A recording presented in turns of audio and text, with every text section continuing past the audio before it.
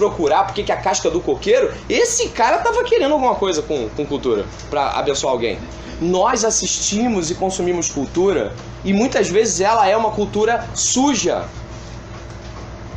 como desculpa de não ficar isolado nela, quando na verdade é consumo. Consumo, consumo, consumo. Só que a gente não fala. Como podemos dizer que um homossexual, que nem tá aqui, ele nem tá convertido, eu tô falando de gente convertida, mas ele nem tá convertido, ele olha assim e fala, poxa, mas Deus não ama. Deus ama as pessoas, sim ou não, irmão? Deus ama, então ele vai me amar, ele sabe que eu passo essa luta. Se esse cara pode pensar isso, e os cristãos podem se ludibriar com cultura e engoli-la de tal forma a endeusá-la, eu fico pensando, a que ponto chegou a queda? A que ponto chegou a queda? André, essa questão do conhecimento do bem e do mal, o John MacArthur ele trata disso, ele fala que o conhecimento do mal é não só conhecer o mal, mas absorver ele. Então ele fala que ali no Éden que ocorreu foi essa ideia do ser humano absorver o mal, é o que você está falando, exatamente. Você se tornar parte dele. Ou seja, é possível ser santo e conhecer o mal, mas no caso do jardim aconteceu uma coisa bem mais estranha. O mal se tornou parte. Ele consumiu o mal. Consumiu o mal. Né? Em relação à cultura, né, aos tipos de cultura, a gente vive numa cultura de morte, né? Então vai depender também da motivação que você está tendo em ter acesso àquilo, seja o que for. Por exemplo, tem uma paciente minha no estágio que ela já foi estuprada 2 vezes. E ela me contou superficialmente como é que foi. Eu não queria, assim, estar ouvindo aquilo, mas eu não vou chegar pra ela e falar, ó, para de falar porque eu tô pensando coisa, sabe? Mas qual era o objetivo seu? Entendeu? Qual era a motivação que ela faz disso? Exatamente. E eu fico pensando que nós somos extremamente hipócritas quanto a isso. Todo mundo sabe aqui que a minha posição pessoal, e eu falo isso abertamente com qualquer pessoa, é de que cultura ou arte não precisa de justificativa. Arte é arte e ser humano consome arte. Amém? Amém. Acho que todo mundo aqui sabe que a gente gosta de arte. De algum tipo de arte a gente gosta. O problema é que nós usamos justificativas bíblicas para consumir aquilo que nós às vezes questionamos num gay. Sim ou não? Sim. Por que esse cara não consegue, de repente, ver a imagem e semelhança de Deus? Porque nós somos a imagem e semelhança da nossa geração. Beijão, fica com Deus. Precisamos resgatar a imagem e semelhança de Deus. Deixa eu perguntar uma coisa. Você é cristão? Você acha normal um cristão contar piada de duplo sentido? Moral, sexual?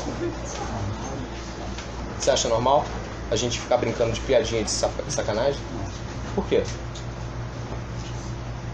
Sim, hoje em dia é tão normal, né? Mas na Bíblia sim seria normal. Por que eu consumiria esse tipo de informação? Com o pretexto de que eu vou evangelizar os caras? Entende o problema? Nós estamos sob pretextos diferentes. Só que eu tenho muito medo da gente estar botando um dedo na cara do gay e não botando na nossa cara primeiro.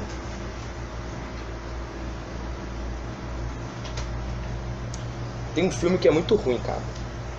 Eu tentei ver metade... Não, eu tentei ver um terço dele, mas eu não consegui. Mercenários. Eu odeio e eu acho chato. Eu acho chato. Tudo bem. Mas um cristão disse pra mim assim, André, como é que eu vou conversar com meus amigos? Vários deles viram Mercenários. Eles gostam desse filme assim de ação de tiro e morte, todo mundo se estabaca. Eu falei, sério, cara? E aí quando você vê, você se torna possível agora de evangelizá-los com Mercenários, né? É, cara. Um exemplo, Aí ele, não, mas deixa o final da história. E eu vi o 1, o 2 e o 3. Foi tudo empolgado, acho que é 1 e 2, eu não sei. Tipo assim, peraí, se tu visse assim, metade do 1 já não dava pra tu conversar com eles, não? Era consumo. Entende a diferença? Tá entendendo? Não era sobre evangelismo, não era ser sobre o tissilém de Deus, era sobre consumir. Era de fato porque o coração daquela pessoa queria aquilo. E não de fato porque havia a glória de Deus para ser manifestada através daquilo. Era vontade. E eu temo que nós sejamos tão hipócritas a ponto de não perceber que a imagem de Deus se desloca de nós e do nosso eixo quando nós consumimos aquilo que não é a imagem de Deus. E eu concordo com a Lohana quando ela falou que quando psicóloga ela tem que ouvir algumas coisas que talvez não sejam coisas que a gente pare para ficar conversando e fique falando. Mas ela é psicóloga e ela tem uma motivação, ela quer ajudar pessoas, ela quer construir pessoas. Um pastor também tem que ouvir coisas terríveis às vezes, mas ele tem um propósito. Então se você disser pra mim que pra entender aquela tribo eu vou ter que assistir os 10 episódios daquela série ali e ela tem umas piadas de duplo sentido, velho, eu vou assistir. Porque eu vou entrar naquela tribo e todo mundo fala aquela língua e eu vou lá focado, eu vou orar antes de assistir aquela... E aí eu vou entender como eles falam, como eles se vestem, eu vou entender tudo. Agora, por consumo, eu fico muito temeroso se nós estamos nos medindo a imagem e semelhança do varão perfeito, que é Jesus Cristo. Você levantou a mão assim, você fez um vai, não vai. Não, é do filme, você deu exemplo de Mercenários. Um tempo atrás, o filme da moda foi o Deadpool. Né? Todo mundo de antemão já sabia que era um filme que tinha muita sacanagem, muita piada de duplo sentido, mas o desejo de consumir levou muitas pessoas ao cinema. Mas é aquela parada, se você sabe diferenciar, mesmo que você... Bom, é aquela parada, você sabe diferenciar, mesmo muitas séries que eu vejo, eu critico muitas coisas, mas ainda assim continuo vendo, assim, eu tenho vontade de assistir aquilo. Mas só que você sabe diferenciar do que é errado do que é certo. Quando eu vejo uma coisa, cara, a ideia é claramente errado. Mas mesmo assim é uma forma de entretenimento qualquer. A Vitória levantou uma bola tão legal, a não ser que você ia falar mais um pedaço? Não. Cadê a Vitória? A Vitória falou um negócio tão legal que eu achei interessante. Posso replicar o que você falou ali?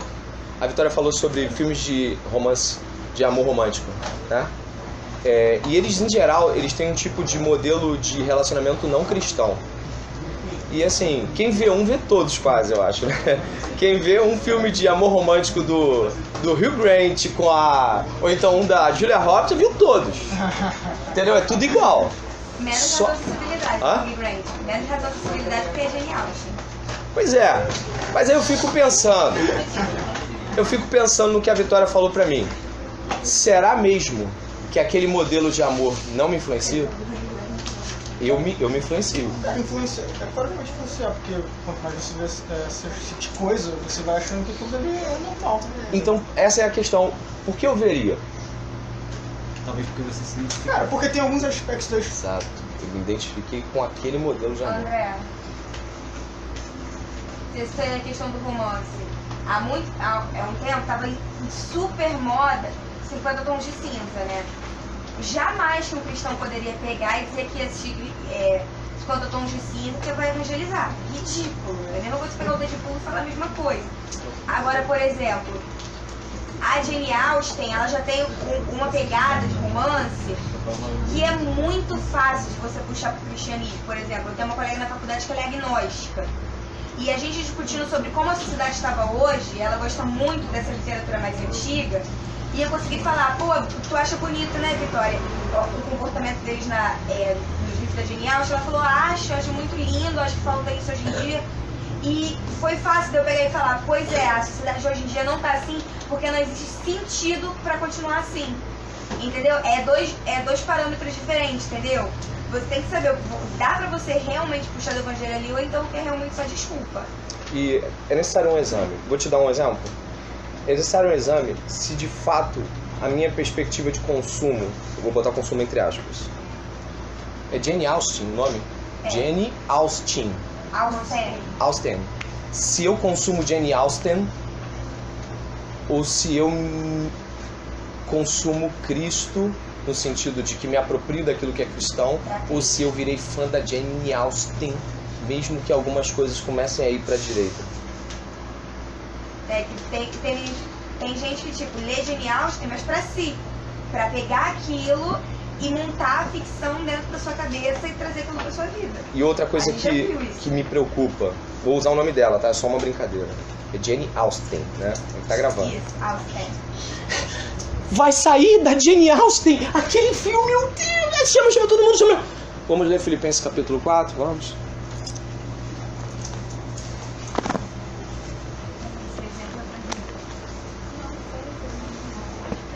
É o quê? Filipenses, né? Fico pensando onde estamos. Porque se eu vibro mais com aquilo que eu consumo do que com o Cristo que eu amo, de fato estou com idolatrias no meu coração. e não estou disposto a abrir mão delas. É mais comum ou não é? Ou a gente está brincando aqui de falar alguma coisa? É só ver se você pega vários capítulos de alguma coisa que você gosta e vê direto, e se você consegue fazer o mesmo com livros bíblicos. André, e a gente... Simples.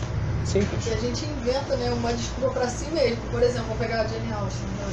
Ah, tô vendo Jane Austen pra poder Não falar... fica traumatizada não, é só um exemplo, tá? Olha o modelo delas, olha como eles se relacionavam. Sim. Estou vendo isso, não é por ver, estou vendo de novo, só pra eu poder... É a minha quarta vez essa semana, mas... Sabe, é Mas porque eu sou cristão. Não, Duas vezes por dia, mas... 2 vezes por dia eu vou ver só pra poder falar do... Então a gente cria uma desculpa pra gente mesmo que a gente não tá consumindo, que a gente... O fim é pra glória de Deus, mas Sim, não é, o não fim é. é o consumo. É o consumo. E aí tem complicação até mesmo em coisas que são virtuosas. Uma parada legal é se imaginar, tipo assim, como eu ficaria sem isso? Eu conseguiria passar, sei lá, um mês sem ter contato com isso? Por que eu não faço isso, entendeu? Por que eu não fico um mês sem isso pra ver se isso é um ídolo mesmo ou se eu simplesmente absorvo aquilo e consigo trazer pra Cristo. E isso não é uma idolatria do meu coração. Isso é muito interessante. E liberdade consiste na escolha do não fazer. Só sou livre se não posso fazer. Se posso escolher não fazer.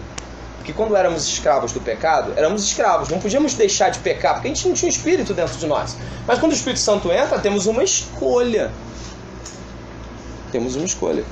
A imagem de Deus a ser formada em nós, em Cristo Jesus. E vou falar, essa discussão que a gente está tendo aqui agora, discussão no sentido de debate, isso precisa ser frequente e é cíclico. A gente vai estar sempre envolvido com idolatria. Quem está entendendo isso? Ser humano é idolátrico. Então a gente vai estar aqui discutindo cinema e séries nesse mês. Daqui a 3 meses está todo mundo top. Não. E viu um capítulo só, mas daqui a 4 semanas eu vejo outro. Você vê também. Mas aí a gente já está envolvido com outra idolatria.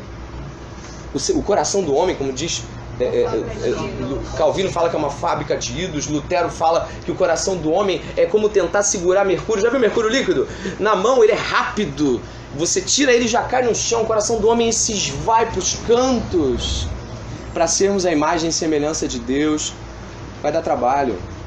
Vai dar trabalho. Você vai ter que ficar falando assim: André, tu tá falando direto dessa banda. Só tá falando dessa banda. O que tá acontecendo? E eu vou ter que falar: sério, irmão? Pô, então tem que dar uma trava. Você tá entendendo? Isso é irmão, isso é verdade. O que não pode ser é: pô, cara, fala sério, cara. Pô, normal, assim, vai encrencar com banda. Isso aí já é. O idólatra tá tentando fazer um cerco, né? Peraí, não fala da minha idolatria, não, pô. Peraí, que não é assim. Nós somos seres idolátricos. Se não idolatrarmos a Deus, vamos idolatrar qualquer coisa. Eu vejo isso com time de futebol, cara.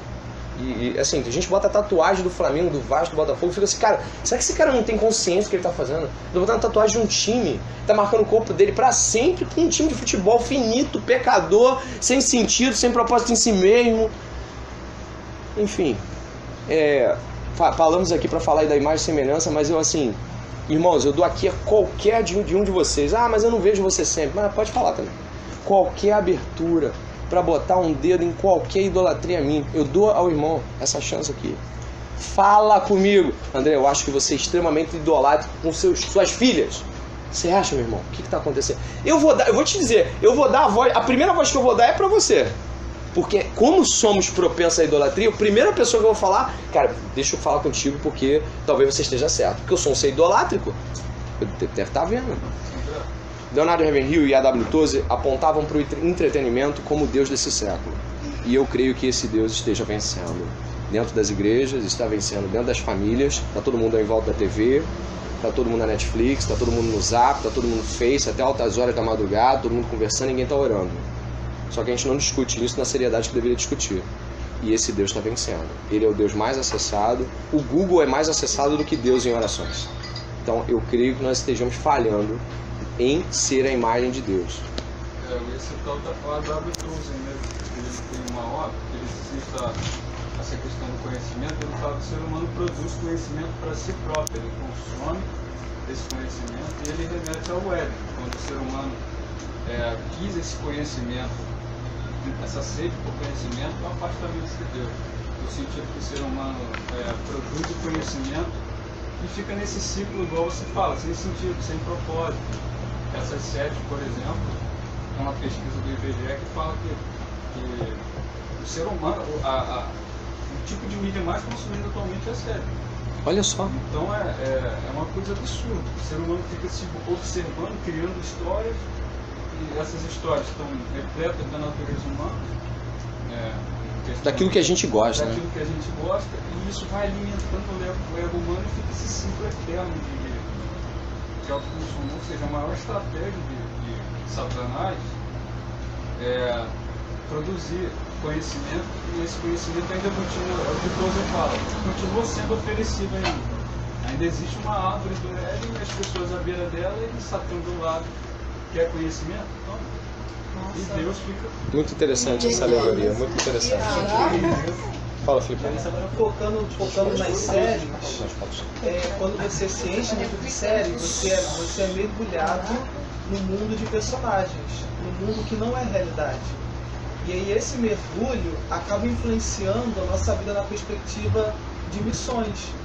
Porque eu tenho um mundo de verdade à minha volta, onde pessoas estão sofrendo, pessoas estão com dilemas, quer cristãs ou não, as que não são cristãs estão debaixo do juízo de Deus, então elas precisam da minha atenção máxima, mas eu estou mergulhado no próximo capítulo da série que eu assisto. Sim. Então esse mundo de séries tira você da realidade e influencia a sua vida missional. Eu tô há 2 meses e meio tentando chegar no 3º capítulo de Elizabeth na Netflix. The Crown. The Crown.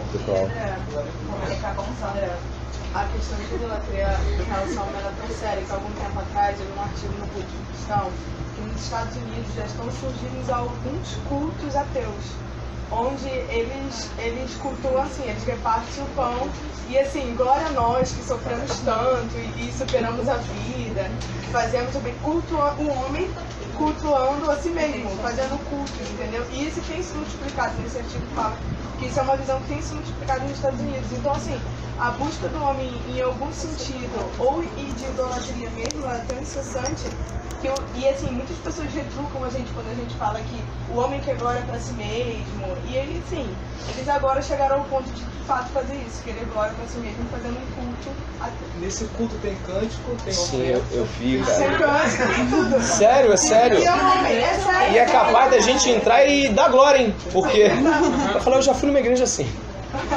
Glória a mim. Glória a mim. Mas não é uma discussão que tem que ser aprofundada essa acerca da idolatria, do entretenimento. Eu acho que tem que ser. E eu vou dizer mais. 80% das pessoas que eu conheço que tem problema com oração e leitura bíblica e missões são pessoas ligadas ao entretenimento. Eu creio que nós temos assim que abrir os olhos para não nos tornarmos uma geração inoperante, ineficaz. Então já sei o que o irmão está falando. Ninguém pode ver série. Aí é o outro, né? Bota uma burca lá, bota um troço e fica lá numa caixa.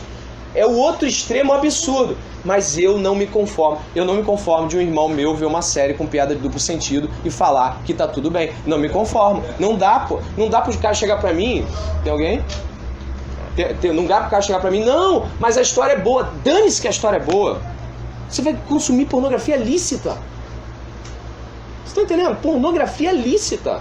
Quando eu penso numa piada de duplo sentido, eu imagino a cena sexual ligada a isso. Aí às vezes a pessoa fala, você é muito radical. Não é, cara. Eu sou um ser humano pecador, eu sou um safado. Só quem acha que é bonzinho é que não se previne. Somos pecadores. E pecador tem que entender que gosta de pecado. Eu gosto de pecado, você gosta também. Se não fosse o Espírito Santo, a gente não tinha nem essa conversa. E glórias ao Senhor Jesus por estar aqui no nosso meio. Falando assim, acorda, igreja. Acorda, você tá sempre no zap, tá sempre... Não fala comigo. É como se fosse uma loucura, uma cegueira, sabe? Eu temo... A minha esposa, ela fala um negócio que eu acho muito interessante. Ela fala sobre as séries, no sentido de vício, serem muito mais perigosas que filmes. Porque o filme você vê, pô. Você vê de novo no mesmo dia é muito complicado. Você vê o mesmo filme no mesmo dia. Eu já fiz isso em tempo de loucura, mas pô, você fica assim, vê a mesma coisa no mesmo dia. Mas a série não, ela consegue ligar uma história a outra. E quando você vai ver, você já viu 6, 7 capítulos. Eu conheci uma pessoa que fez uma maratona de 12 capítulos de uma série num dia. Funda assim, André, não vou agora. Pô, segura aí, eu tô no final do 12º, pô. Eu e fulano batendo a meta pra ver a temporada. Eu falei... Tá, teu irmão lá precisando de uma visita, lá precisando de um apoio. A igreja precisando ser varrida. Sabe, gente? A gente tá empurrando o negócio. Se não vibramos com as escrituras, se não vibramos ou não nos emocionamos com a oração, se não nos emocionamos em ver as vidas sendo salvas, nossa cultura está falhando e sendo idolátrica. Nós estamos apontando nossos sentimentos, a nossa devoção para outros, senão Jesus. E isso é pecado. Isso será cobrado de nossa geração. Isso será cobrado de nossa geração. Né? Espero não estar sendo enfático de uma maneira ofensiva, mas eu não consigo ver isso com bons olhos.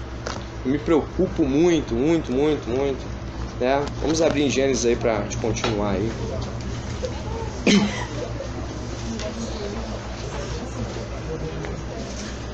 Eu vou chegar agora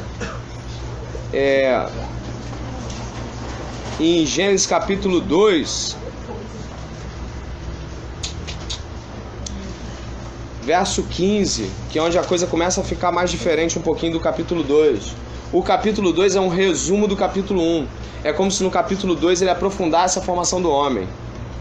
2,15. Tomou, pois, o Senhor Deus o homem e o colocou no jardim do Éden para cultivar e o guardar. Está aí o mandato de cultivar, cultural. E o Senhor Deus lhe deu essa ordem: de toda árvore do jardim comerás livremente, mas da árvore do conhecimento do bem e do mal não comerás, porque no dia em que dela comeres certamente morrerás. Disse mais o Senhor Deus: não é bom que o homem esteja só, falhei uma auxiliadora que seja idônea. Havendo, pois, o Senhor Deus formado da terra todos os animais do campo e todas as aves do céu, trouxe ao homem para ver como este chamaria. E o nome que o homem desse a todos os seres viventes, esse seria o nome deles. Deu nome ao homem a todos os animais domésticos, às aves dos céus e a todos os animais selváticos. Para o homem, todavia, não se achava auxiliadora que lhe fosse idônea. Então o Senhor Deus fez cair esse pesado sono sobre o homem, e este adormeceu.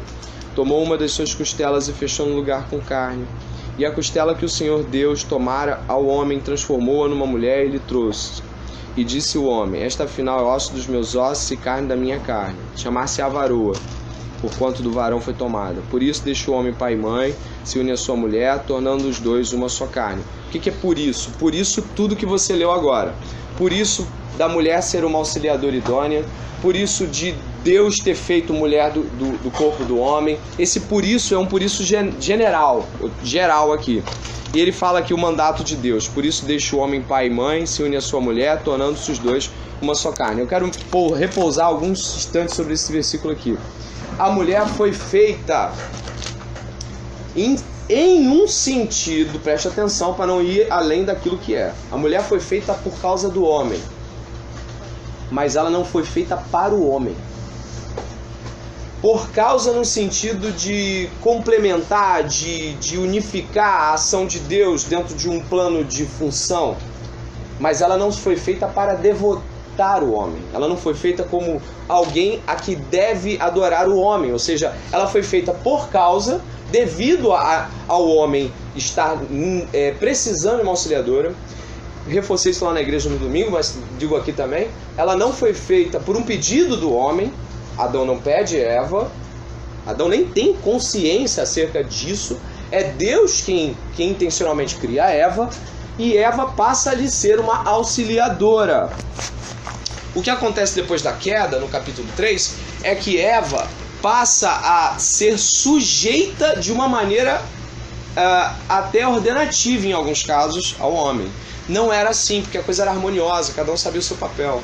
Mas depois da queda, infelizmente, há uma disfunção, há uma percepção errônea. A gente vê isso hoje, mulheres que não sabem ser mulheres, homens que não sabem ser homens. E essa disfunção só vai poder ser minimamente, presta atenção, minimamente contornada com, presta atenção, esse homem amando essa mulher como morrendo por essa mulher como Cristo, e essa mulher sendo submissa como ao Senhor. É o único jeito da coisa tentar funcionar. Você está entendendo o que eu quero dizer? Deus sabe que é uma relação conflituosa desde a queda. Tanto é que um acusa o outro, já viu?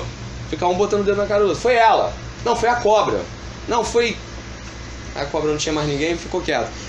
Esse meio de confusão não acabou. Me chama a atenção essa primeira briga doméstica. É uma briga já é um problema assim de eles não estão se entendendo. Ele disse que é ela e ela disse que é o outro, então já não estão falando a mesma língua, já não estão falando do mesmo assunto, já não estão concordando. Infelizmente, Deus teve que usar meios um pouco mais pesados para tentar haver concordância. Ela é submissa a ele e ele morre por ela. O fato dele morrer por ela deveria constranger ela a ser submissa para ele. E Cristo como exemplo dos dois. Que isso daria um sentido e deve dar. No meu casamento funciona. E não significa que de vez em quando eu não digo, Senhor, foi ela que me deu. De vez em quando eu falo que foi ela que me deu a fruta. Mas como tem Cristo, ele ri, não Matheus. De vez em quando eu falo para Dani, eu falo, Senhor, foi ela que me deu para comer a fruta, é errado. Mas aí vem Cristo, e Cristo nos impele aquilo que é justo. E o justo é que eu me desculpe com ela e diga e assuma que a culpa foi minha. Mesmo que não seja. É interessante notar que a responsabilidade do homem sobre a casa já estava desde o início. Porque Deus não falou que não era para comer do fruto quando a mulher tinha sido criada. Ele falou quando só o homem estava ali. Ou seja, a responsabilidade dele, cuidar para que a família dele, o Senhor deu para ele, não comesse. Por isso que só quando Adão come, que Deus vai lá e chama atenção. Bom e bem colocado, eu não tinha percebido isso não. Realmente ele recebe o mandato antes da vinda de Eva. Esse mandato é dele antes dela, né? Ele recebe, cuida da casa antes. É verdade, não tinha observado isso não. Mas aí também não sei, que essa questão aí, por exemplo, quando a serpente está aqui chamando Eva cita e mesmo falava de Deus. Disse que dessa árvore a gente não podia comer. Então, senão que ela sabia, seja, não sei se essa questão do homem ser ter dito a ela, mas eu creio que Deus também talvez possa ter falado para ela. Então não sei se isso é. Mas possivelmente a Eva sabia por dois motivos, porque Deus ia no jardim e porque Adão podia ensiná-la. Sim. Então O isso. texto que vocês estão citando, que aparece. Eu já não queria falar. Perdão, queria falar já, não? Sobre. Ele tá com cara de que comeu a fruta lá, gente. Olha só, tá aí mesmo perto, ó. 3, 1, 2, 3, ó. Mas a serpente, mais sagaz que todos os animais selváticos que o Senhor Deus tinha feito, disse à mulher: é assim que Deus disse? Não comereis de toda a árvore do jardim? Respondeu-lhe a mulher: do fruto das árvores do jardim podemos comer, mas do fruto da árvore que está no meio do jardim, disse Deus. Então ela apresenta a fala de Deus em primeira pessoa, não é? Disse Adão que Deus disse, entendeu? Disse Deus. Deus falou. Então há uma chance muito mais considerável aí no aspecto de que Deus tenha falado com ela pessoalmente, mesmo que ela esteja ao lado dele. Mas nós entendemos que a falha do homem, ela é irremovível, porque ele falha enquanto guardião e ela enquanto auxiliadora. Mas o guardião é quem leva a culpa e é sobre ele que está os maiores pesos acerca disso tudo. Tanto é que é do gênero masculino que se escolhe o Cristo e o Cristo paga. É interessante observar que Jesus é homem. Ah, besteira. Não, tem igreja aí que acha que Jesus é mulher. Você nunca viu isso, não? Tem uma seita que acha... Já viu? Ele já foi de lá.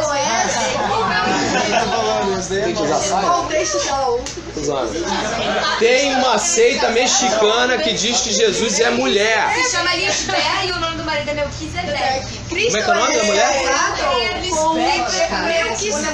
Pâmela, Jesus é a videira. Cara,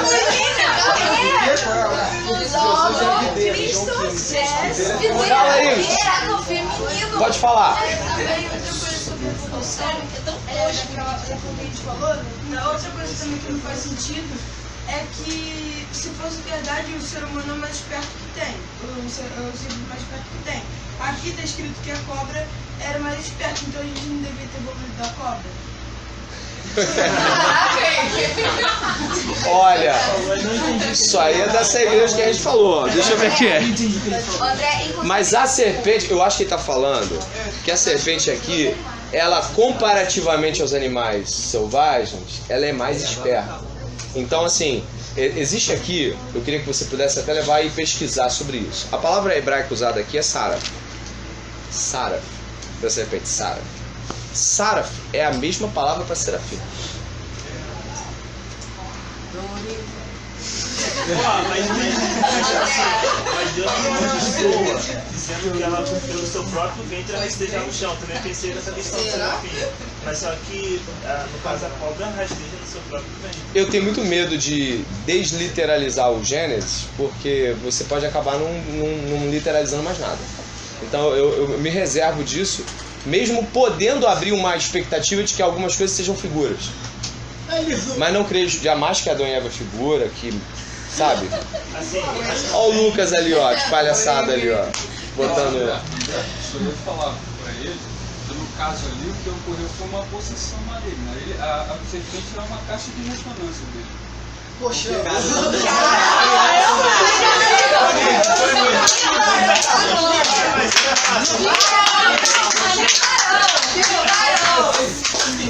Cara, eu não sei o que ele tá falando, eu não tive Eu entendo a sua fala, é uma visão teológica também. Apocalipse, Olha só, chegaram pra mim e falaram assim: acho impossível que a serpente seja de fato uma cobra e ela tenha sido possessa, como você está citando. Ué, mas e a mula e Balaão? E os porcos também. Os porcos que ficaram doidos lá e se jogaram. A serpente não pode.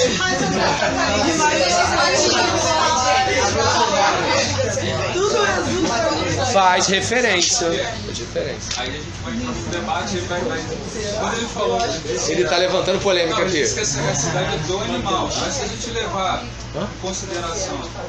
Não, a serpente é um réptil. Os répteis são os animais mais, digamos assim, intelectualmente debilitados, certo? Então, é impossível um réptil ser mais inteligente, por exemplo, que um primado.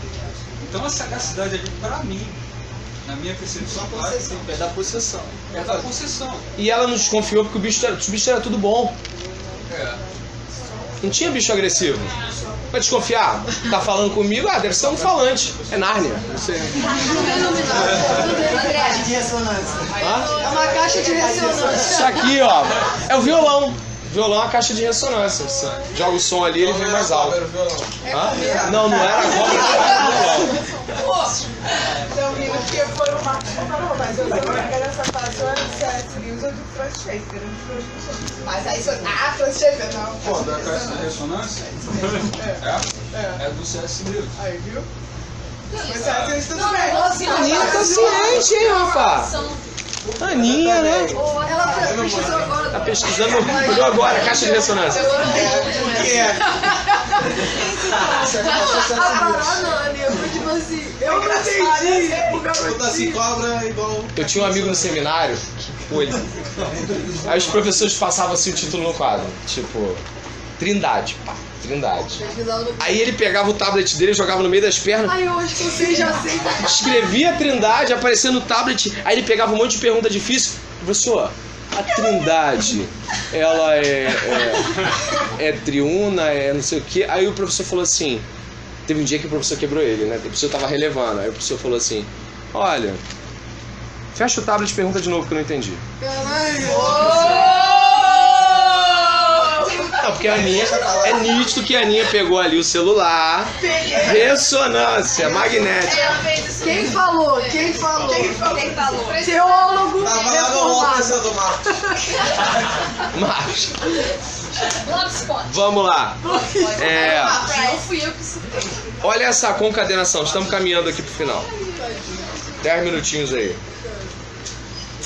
Esta é a final, o osso dos meus ossos e carne da minha carne, chamar-se varô, porquanto o varão foi tomado. Por isso, deixa o homem pai e mãe, se une à sua mulher, tornando-se os dois uma só carne. Ora, um e outro, homem e mulher, estavam nus e não se envergonhavam. A ideia de que o homem deixa pai e mãe e se torna uma só carne é muito relevante para os dias de hoje. A começar do aspecto de que quando eles se unem em uma só carne, eles não podem se separar. E isso já é revelacional o suficiente. Jesus afirma isso em Mateus 19, quando ele diz o quê? Não era assim desde o começo. Porque no começo dizia, no princípio, quando Jesus disse o quê? Deixará o homem pai e mãe, se unirão e não... E aí Jesus completa ao final, Jesus, e aquilo que Deus juntou, Não separe o homem. Então o argumento de uma só carne é um argumento a favor do casamento e não contra ele. E de um casamento indissolúvel. A Bíblia é enfaticamente contra o divórcio.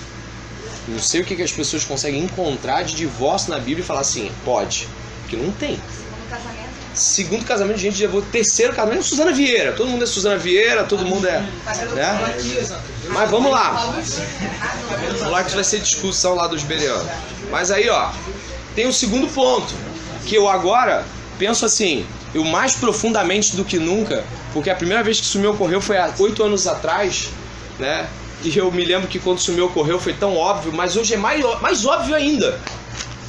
Que é simples, é como a galera que namora consegue ser uma só carne antes de casar.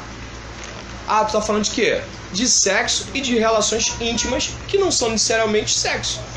Como é que se faz para ser uma só carne sem aliança? Que carne que ele está falando aqui? Você sabe muito bem que ele está falando de tecidos, ossos, porque ele está falando osso do meu osso. Ele não está falando de carne no sentido pecaminoso, que nem a queda havia acontecido. Ele está falando de carne no sentido físico. Como é que eu me permito me unir a alguém fisicamente de tal forma que eu me permito que o desejo sexual seja compartilhado, ou mesmo sensações sexuais permissíveis, porque existem, eu sei que aqui há crianças, né? Mas vamos dizer o seguinte, nós tocamos nas pessoas e sentimos o corpo delas. Porém, às vezes isso acontece involuntariamente e às vezes isso acontece intencionalmente. E quando acontece intencionalmente, a minha tarefa é não permitir que aconteça de novo se não for com a minha esposa ou marido. Tá entendendo? Como a gente consegue ter um namoro e permitir que isso aconteça de forma intencional e dizer que tá tudo bem para todo mundo? Ou como dizem os pastores, vai tomar uma casquinha de sorvete para acalmar. Vou dizer hipocrisia. Aquela mesma que a gente esbarrou agora há pouco com o entretenimento, a mesma hipocrisia. A gente não quer levar a santidade a sério, então a gente esquece um pouquinho. E pior, olha para fora do mundo e fala, olha lá, você quer que eu seja um ET? É isso que eu ouvi uma vez um garoto falando pra mim assim. Eu falei, cara, do jeito que tá o seu namoro vai dar um ruim daquele gigantesco. Se eu fosse você, pegava na mão e ia até o final pra casar pegando na mão, porque vocês não se contêm, não são pessoas que conseguem se segurar. Pega na mão dela, procure nem abraçar muito. Resposta dele. E o que eu vou fazer com o meu namoro? Gente, é isso o namoro então? Uma só carne é só quando casa.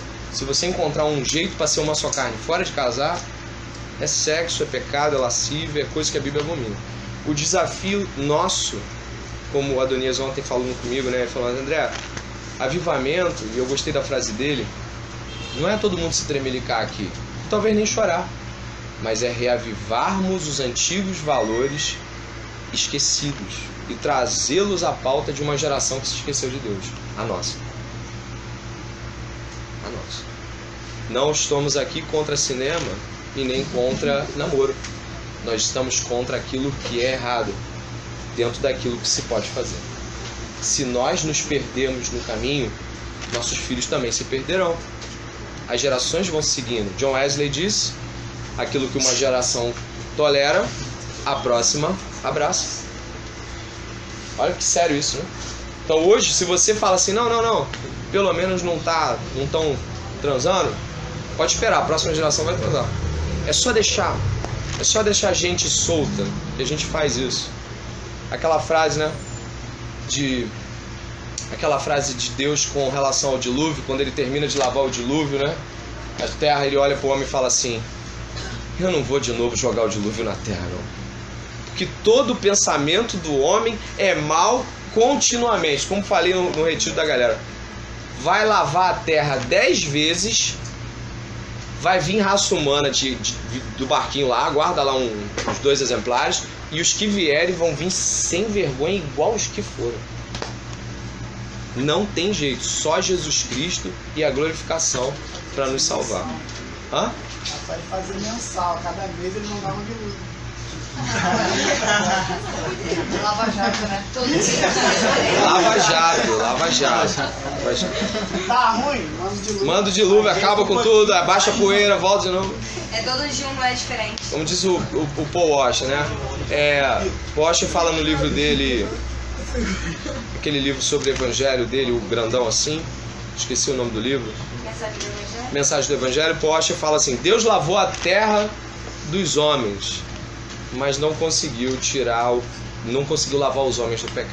Deus lava a terra, mas não lava o homem. Nesse sentido, não era aquilo que lavaria o coração dos homens. Só Jesus Cristo e a salvação nele. Nós terminamos por aqui. Vai ter ainda uma explicação aqui dos missionários, para os trabalhos missionários da semana. Mas antes de nós terminarmos, eu gostaria de saber se alguma frase, algum momento da Cominical de hoje foi interessante, usual lá fora, ou alguma coisa que te chamou a atenção, dentro daquilo que você viu. Hoje à noite tem Cominical de novo, é sobre... exposição de Malaquias, para percebermos que Deus não precisa de nós. Malaquias hoje à noite vai ser estudado às 7 da noite. Quem puder ficar para o estudo da noite, tem sido muito bom. Fique para o estudo da noite, tá? São 5 horas, vai ter oração aqui às 6 horas, o pessoal ficar conversando, vai fazer um lanchinho ali na nona, tem salgadinho de volta. 7 horas tem Cominical de novo, o pessoal da noite. Mas eu gostaria de saber de vocês aí o que Deus falou no coração de cada um, que foi importante, que vai levar lá para fora, tá bom? Alguém aí quer comentar algo?